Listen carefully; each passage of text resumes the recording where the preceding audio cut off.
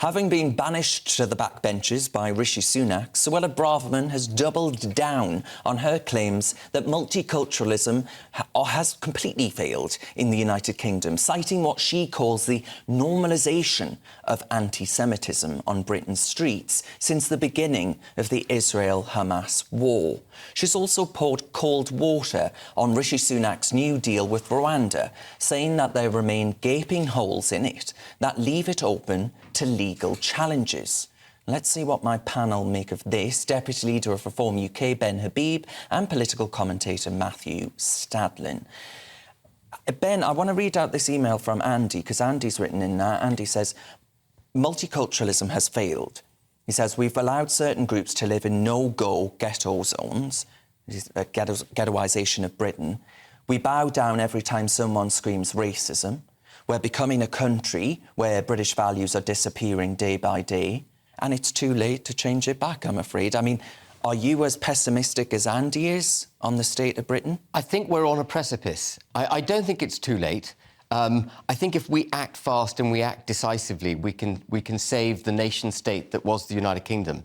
But what we're seeing with multiculturalism is one silo in a much bigger attack on the nation-state that is the United Kingdom. And the attack is coming on our language. What is a nation-state? It's a common language, it's a common culture, it's a common social construct, it's a country with territorial borders which are enforced. That's what a nation-state is. And one of the ways it's being... I mean, all those issues, by the way, all those definitions of a nation-state that I gave you, all of them are being challenged. Mm-hmm. And one of the ways it's being challenged is through unbridled mass immigration. I've got nothing against immigration, but it's got to be at a pace at which the country can adopt cultures coming in and assimilate those cultures. But we've practiced it at such a rate. We've had more immigrants come to the United Kingdom in the last 25 years than in all of history before that. And we're therefore unable to assimilate. And in order to try and come to some peaceful terms, if you like, for want of a better expression, with the different cultures we've taken in, we're effectively being required as the dominant culture in the country to take the knee to these ethnic minority cultures, ethnic religions, and so on and so forth. And in that process, multiculturalism is actually an all-out attack, has become an all-out attack on the United Kingdom. And we've got to stop it. I think it can be stopped. We've got to bring legal and illegal immigration crashing down to near zero numbers for a number of years. And we've got to work very hard at teaching people our language, teaching them our history, teaching them traditional British values, teaching them about traditional British institutions, championing our history, championing our national heroes, and inculcating our culture so that we can go forward as a harmonious, homogenous United Kingdom. OK, I mean, Matthew, is there any part of what Ben has just set out there that you agree with and recognise? Just on the immigration, bringing that crashing down to naught, I mean, we gave out 150,000 nearly visas to people working in health and social care in the last year. Without those people, our system would have been sunk. Our relatives, our dying parents, our friends, our grandparents would have suffered enormous indignity had those kind people not come and done the work that we don't seem to be prepared to do in large enough numbers. So bringing immigration down by some arbitrary figure in order to achieve the aims that Ben wants simply won't work. On the question of integration, absolutely in favour of integration, celebrate differences, but also make sure as best we can that we promote a sense of community cohesion, a sense of national cohesion as well. What I'm worried about with Suella Braverman, both when she was Home Secretary and now, is I think she's trying to be divisive. I don't think she's trying to do the hard, heavy lifting of trying to make sure that we come together. But with respect, people have been saying this for years and years and years, that all we need is... I remember David Cameron being stood at a podium saying... you can wear a hijab with poppies on it. And I just thought... you can.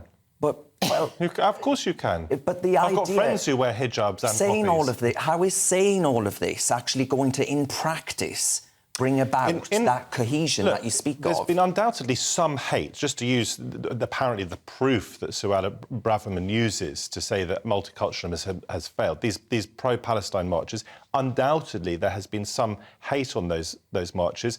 Only yesterday I was calling on the Metropolitan Police to make sure that it hunts down, within the law obviously, any perpetrators of anti-Semitism, arrests them and charges them, and I hope they spend time behind bars. I say that not just as someone of Jewish ancestry, but also just as a human being. It's absolutely critical. I've got no time for any such nonsense, right?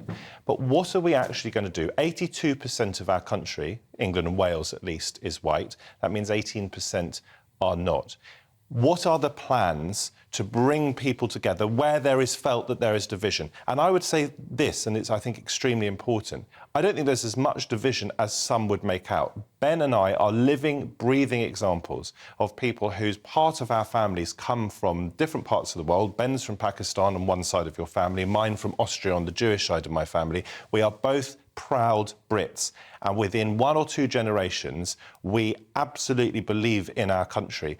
Suella Braverman, just take another example. The Prime Minister, to take another example. They are examples of multiculturalism working, where our own Prime Minister is British Asian, where our own former Home Secretary, 2 former Home Secretaries were British Asian. If Suella wants to use the marches, let us use her as an example of positivity. I don't think you and I and Suella and Rishi are examples of multiculturalism, actually. I think what you and I and Suella and Rishi are examples of immigrants who've actually come across and adopted values, common values that are practiced in the United Kingdom and are proud of being British.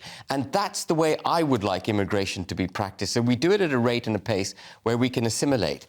And the one issue I'd just like to pick up on, Matt, if I may, is you said that, you know, our National Health Service would fall apart if we didn't have immigrants coming in. One of the biggest problems we've got is dealing with problems a problem in itself that we've got is dealing with issues in silos. And we look at immigration, we deal with it in a silo. But actually, the reason we've got rampant immigration, one of the reasons we've got rampant immigration is because we've got a broken domestic labour force. And one of the reasons, and we've got 6 million people, for example, on universal credit, 3 million before lockdowns, 1 million in 2018, a dramatic increase in the number of people needing state subsidies to survive. And one of the reasons that's the case is because so many people have been dragged into the tax net that it doesn't simply pay to work at the lower end of wages in the United Kingdom. And so what we're doing, and having set the minimum wage for qualifying for a work visa to come to the UK at £26,000 a year, which is 25% below the median wage, what we've done is induce immigrants, educated immigrants who can work in the National Health Service and so on, to come in here and fill the gap that we should be filling with our domestic population. And the other flip side... had 13 years to get absolutely, on top of this problem. The Tories are squarely part of the problem. But Labour I just want to say one more thing, Matt, and then I'll hand over. You know, this attraction of labour from abroad is very damaging to the countries from which we attract it. You know, if we're talking about a humanitarian global good, it's awful taking doctors and nurses out of Pakistan and India.